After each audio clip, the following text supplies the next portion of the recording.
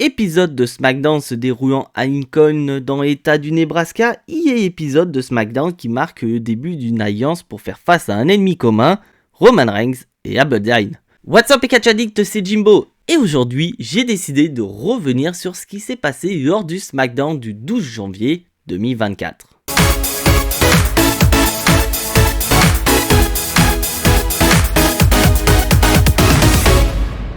Et pour démarrer cet épisode de SmackDown les catch addicts, on va démarrer avec un match qui va opposer Grayson Waller à Cameron Grimes. Mais avant tout ça les catch addicts, on va nous remontrer ce qui s'est passé la semaine dernière lors du main event. Souvenez-vous les catch addicts, lors du main event, on était censé avoir un triple menace opposant AJ Styles, Randy Orton et LA Knight. Pour savoir qui sera le challenger numéro 1 officiel de Roman Reigns du côté du Royal Rumble.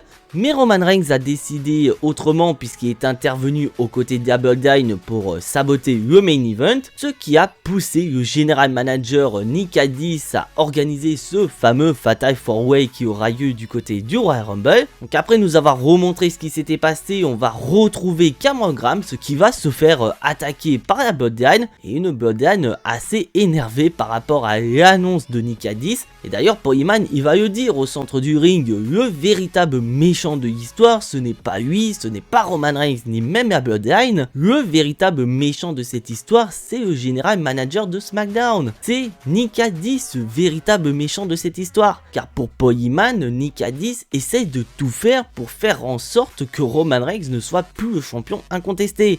C'est pour ça que Nick Aldis a décidé de faire ce Fatal 4-Way du côté du Royal Rumble. C'est tout à fait possible et catch addicts, car souvenez-vous, le Fatal 4-Way reste quand même un match hyper dangereux pour Roman Reigns. Car je rappelle que Roman Reigns pourrait très bien perdre sa ceinture sans être mêlé au tombé final. Et tous ces propos de Paul Heyman vont être écoutés par Nick Aldis qui est juste aux abords du ring. Et donc Nick Aldis va continuer à montrer que c'est lui le big boss de SmackDown et non Aberdeen, car il va s'assurer que le scénario qu'on a eu la semaine dernière n'arrivera pas pour cet épisode de SmackDown, car il annonce que ce soir dans le main event, Aberdeen n'aura pas l'opportunité de saboter, puisque Aberdeen fera partie de ce main event. Donc Nick Aldis annonce littéralement la couleur pour cet épisode de SmackDown. Dans le main event, on aura un match 3 contre 3 qui va opposer d'un côté AJ Styles, Randy Orton et LA Knight face à Jimmy Uso, Solo Sikoa et le chef tribal en personne, Roman Reigns. Et suite à cette annonce,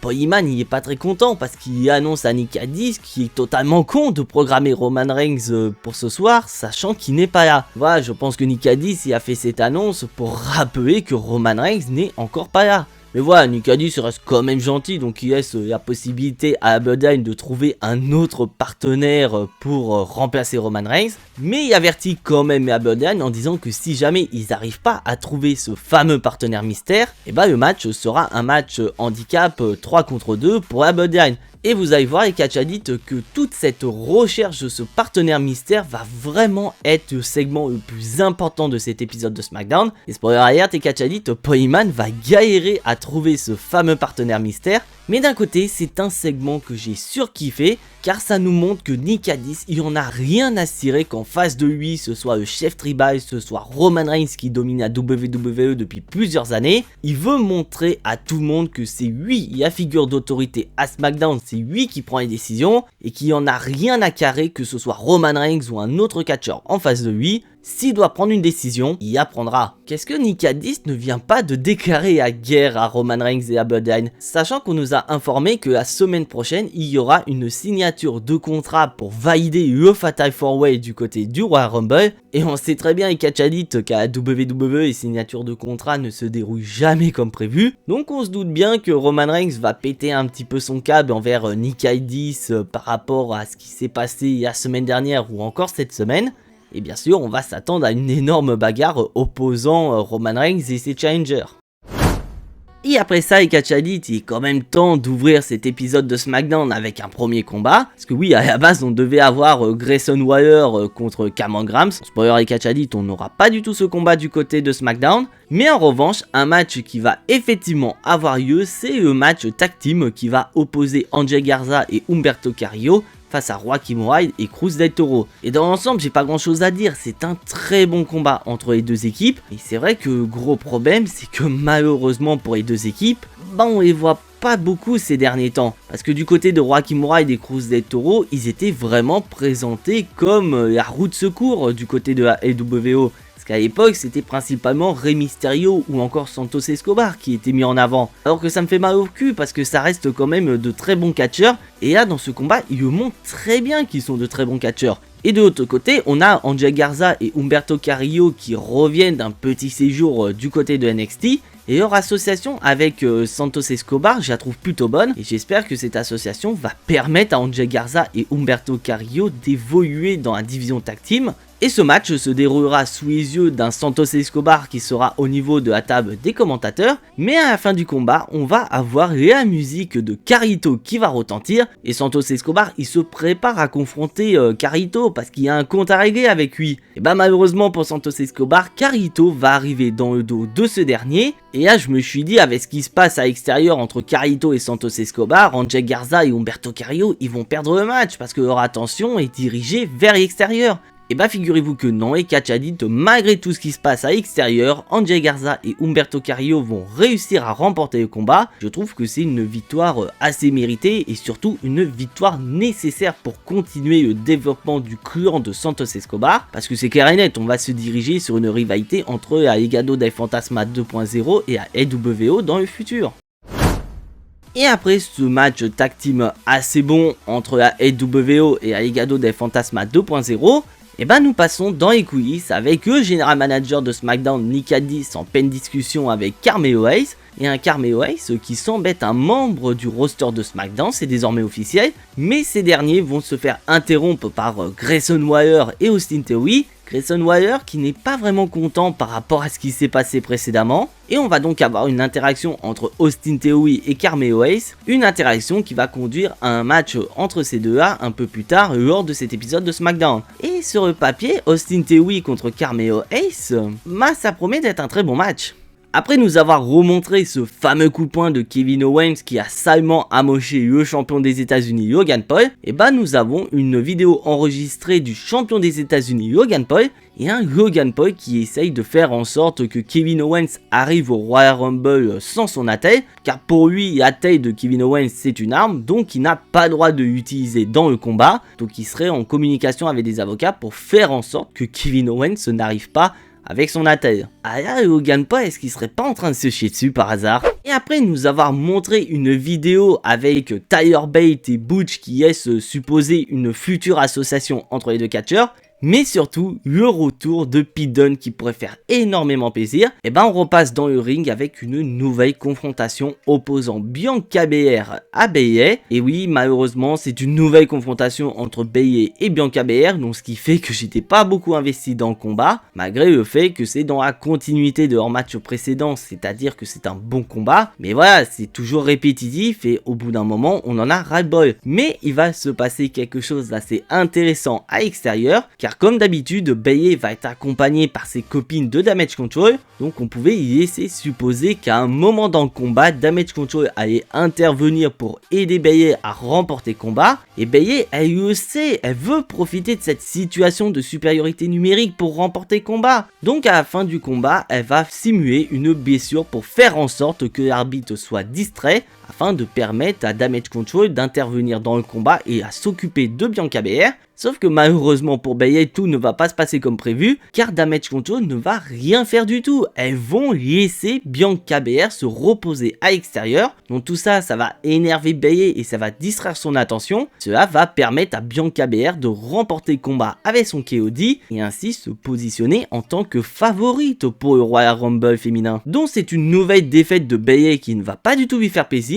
Et juste après, elle va retrouver ses copines en coulisses où elle va demander des explications pourquoi elles n'ont pas décidé d'intervenir lors de son combat. Mais voilà, Dakota Kai, elle va sortir une excuse en disant que l'arbitre les avait remarqués et donc l'arbitre avait un œil sur elle et qu'elle ne pouvait pas se permettre d'intervenir sans en subir les conséquences. Mais malgré cette excuse à deux balles, Dakota Kai va tenter de rassurer Bayley en disant qu'elle est capable de remporter Royal Rumble pour affronter Rhea Ripley du côté de WrestleMania. Mais il y a quand même quelque chose d'assez important à noter, Catch Addict. Car pendant que Dakota Kai et Bayley étaient en train de discuter, je sais pas si vous avez remarqué, mais on a pu voir Io Sky en pleine discussion avec Kairi Sane et Asuka. Je peut laisser supposer qu'elles étaient en train de parler en japonais parce que sinon ce serait tellement facile de les comprendre, mais on peut laisser supposer que Kairi Sane, Asuka et Io Sky ne seraient peut-être pas en train de comploter dans le dos de Bayley. Parce que pour le moment, Bayley est animée par une seule chose, c'est de remporter Royal Rumble, mais est-ce qu'elle serait pas tentée de trahir Bayley si jamais cette dernière ne sert plus à rien à Damage Control, voire même l'inverse, si Bayley représente une menace pour le clan, est-ce que ce serait peut-être pas plus judicieux pour la championne de la virer de son clan?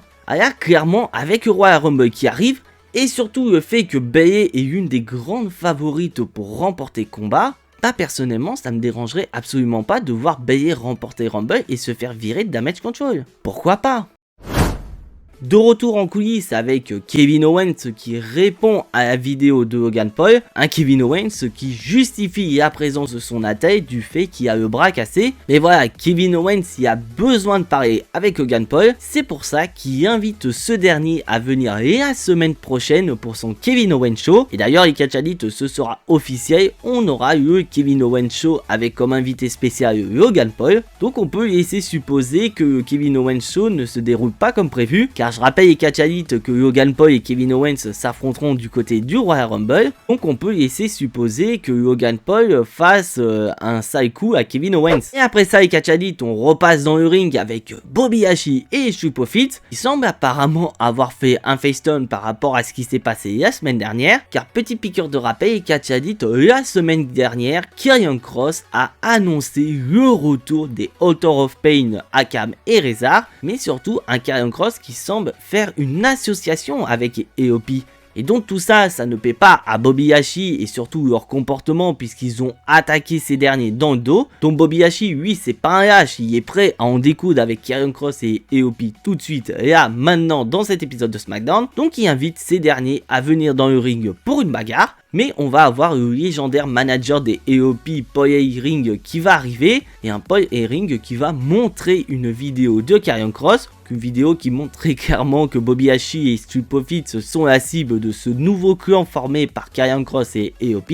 Et d'ailleurs, ce clan formé par Karrion Kross et EOP a pour nom The Final Testament, qu'en gros traduit littéralement le testament final. Et franchement, je trouve que c'est un nom qui va plutôt bien avec ce clan formé par Karrion Kross et EOP. Donc une promo que j'ai trouvé assez bonne, et d'un côté, je pense qu'on est sur un tournant qui peut sauver les deux clans. Car du côté de Bobby Lashley et des Street Profits sur l'association est plutôt intéressante, mais le problème c'est que du fait qu'ils étaient heal, ça ne marchait absolument pas. Tandis que là maintenant ils sont babyface, donc peut-être que ce faceturn peut sauver leur association. Et de l'autre côté, bah Karrion Kross, on va pas se voiler la face, c'était la plus grosse déception depuis que Triple H y a pris flambeau. Et on avait EOP qui avait signé avec la WWE depuis pratiquement un an, mais on savait pas du tout quoi faire. Et bah on a décidé de faire une association entre Karrion Kross et EOP. Je pense sincèrement que cette association peut sauver à la fois la carrière de Karrion Kross, mais aussi lancer la carrière des EOP. Donc une rivalité entre deux clans qui semble très intéressante. Et avant de passer au main event de cet épisode de SmackDown et Catch Addicts, on repasse dans le ring avec ce match annoncé entre Austin Theory et Carmelo Hayes. Et franchement, j'ai trouvé que ce match était très bon entre Austin Theory et Carmelo Hayes, car d'un côté, ça permet de présenter Carmelo Hayes aux yeux du public. Parce que c'est vrai que j'avais un petit peu peur qu'après qu'il soit éliminé du fameux tournoi par Kevin Owens, on ne revoit plus Carmelo Hayes dans le main roster. Apparemment, comme je l'ai dit précédemment, Carmelo Hayes semble être un membre du roster de Raw. Donc ce qui fait énormément plaisir. Et là tu le fais affronter un catcheur comme Austin Theory. Ah là clairement tu as un futur projet entre les mains qui porte le nom de Carmelo Hayes. Alors attention, je dis pas que Carmelo Hayes il sera champion du monde du côté du main roster, pas du tout. Mais peut-être pourquoi pas un Carmelo Hayes champion des États-Unis dans le futur, c'est tout à fait possible. Et malheureusement il va se passer quelque chose de dramatique, car à la fin du combat, Austin Theory s'apprête à porter une prise sur Carmelo Hayes au niveau de la deuxième corde, sauf que malheureusement les deux catcheurs vont mal retomber et cette chute va nécessiter l'intervention des médecins et donc l'arbitre est obligé de siffler la fin du combat, ce qui fait qu'on qu'on n'a aucun gagnant entre Austin Theory et Carmelo Hayes. Et quand on regarde bien le ralenti, la chute est quand même assez impressionnante entre Austin Theory et Carmelo Hayes. Mais plus de peur que de mal et catch addict, car on nous a informé quelques heures plus tard que les deux catcheurs vont très bien. Mais c'était quand même une chute très impressionnante. Et surtout avec ce qui s'est passé à Raw entre Kofi Kingston et Giovanni Vinci. Ah là, on aurait pu se dire, putain, l'année 2024 commence très mal à la WWE. Et avant de passer au main event qui va opposer AJ Styles, Randy Orton et LA Knight contre Jimmy Uso, Solo Sikoa et un partenaire mystère, et ben on va retrouver en coulisses ces mêmes Jimmy Uso et Solo Sikoa qui vont être rejoints par Paul Heyman. Et Jimmy Uso il aimerait bien savoir si Paul Heyman a réussi sa mission et a réussi à trouver un partenaire mystère pour faire équipe avec lui et Solo Sikoa. Et bah Paul Heyman il va annoncer la couleur, il a trouvé personne digne de faire équipe avec Solo Sikoa et Jimmy Uso pour faire face à AJ Styles, LA Knight et Randy Orton. Mais Paul Heyman il reste quand même rassuré, il se doute bien que Solo Sikoa et Jimmy Uso peuvent très bien battre AJ Styles, Randy Orton et LA Knight en 3 contre 2. Et d'ailleurs Solo Sikoa lui il est parfaitement sûr de lui, il est capable de faire face aux 3 challengers de son chef tribal. Donc un Solo Sikoa qui a réussi à redonner confiance à Jimmy Uso. Est-ce que Jimmy Uso et Solo Sikoa n'auraient pas une idée derrière la tête? Mais bon, tout ça c'est pour éviter de dire que Paul Heyman a échoué dans sa mission pour trouver un partenaire mystère. Parce que oui, durant l'intégralité de cet épisode de SmackDown, Paul Heyman a proposé à plusieurs catcheurs de rejoindre Bloodline le temps d'un soir, comme par exemple Carlito ou encore Bobby Lashley. Et bah malheureusement pour Paul Heyman, la mission est un échec. Donc il est temps de passer au main event de cet épisode de SmackDown. Et bah malheureusement pour Jimmy Uso et Solo Sikoa, ils vont faire face à AJ Styles, Randy Orton et LA Knight. Mais apparemment du côté de Bloodline, il y avait une idée derrière la tête. Et cette idée derrière la tête c'est de s'en prendre à l'un de leurs adversaires qui est Randy Orton, dans le but de faire en sorte que tout soit équilibré et qu'on se retrouve avec un match 2 contre 2. Voilà, Randy Orton est out, ce qui va forcer LA Knight et AJ Styles à faire équipe face à Solo Sikoa et Jimmy Uso. Et dans l'ensemble, le match, j'ai pas grand chose à dire, le match est plutôt correct. Mais on est plutôt sur le même scénario qu'on a eu la semaine dernière. C'est-à-dire qu'on joue sur le star power incroyable entre LA Knight et AJ Styles pour animer la confrontation contre la Bloodline. Et surtout qu'on joue sur le fait que AJ Styles et LA Knight ont le même objectif, c'est-à-dire venir à bout de Roman Reigns pour devenir champion incontesté. Ce qui fait que durant le combat, on va avoir des petites discordes entre LA Knight et AJ Styles.